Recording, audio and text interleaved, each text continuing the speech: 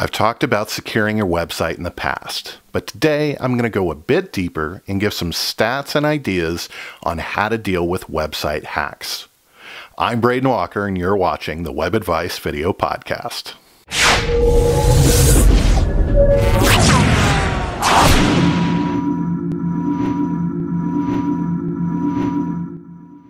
Hackers are breaking the systems for profit. Before, it was about intellectual curiosity and pursuit of knowledge and thrill. And now, hacking is big business.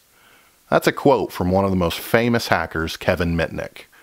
He now runs one of the top computer security companies in the country, after spending 5 years in prison for hacking into 40 major corporations just for the challenge. The amount of hackers and new hacks continue to increase rapidly year after year. 64% of companies have experienced web-based attacks, and 43% of cyber attacks target small business. Why?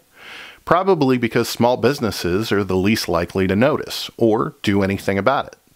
Let's face it, most small businesses don't have the budget for a security team, and it's difficult to try to do everything on your own. But that doesn't change the fact that we as small businesses are a primary target. So what can we do? First, make sure your passwords are more advanced than, say, your child's name and a number, or password 123. Make sure to use uppercase, lowercase, numbers, and special characters in all of your passwords. Second, if you've been hit with a security breach or hack to your website, make sure you're doing something more than just getting your website back up and running. 52% of organizations that suffered successful cyber attacks in 2016 aren't changing anything about their security in 2017, and that's a major problem. Check with your hosting provider or web company and talk about security options to limit accessibility to hackers. For example, you can block any traffic to your website from certain countries like Russia and China, where a huge number of hacks come from. One of the largest growing hacks in 2017 is called DDoS, or Distributed Denial of Service attacks. This is where a multitude of hacked systems attack a single target, like a website or IP address. The flood of incoming messages or views to the targeted site essentially forces it to shut down, therefore denying service to legitimate users. This is one of the hardest hacks to stop because the hack doesn't necessarily have to gain access to your site. It's attacking from outside your system. These attacks can come from anywhere, from the most experienced hacker to a teenager just searching Google on how to hack a site.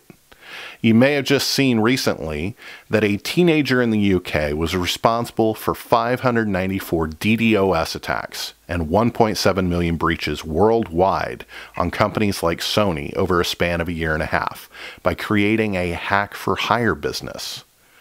And why did the now jailed teen do it? Because he apparently cared more about his status in the online gaming community than the money he was making from the scheme, which happened to be over $500,000. So here's the takeaway. Hacks happen to everyone.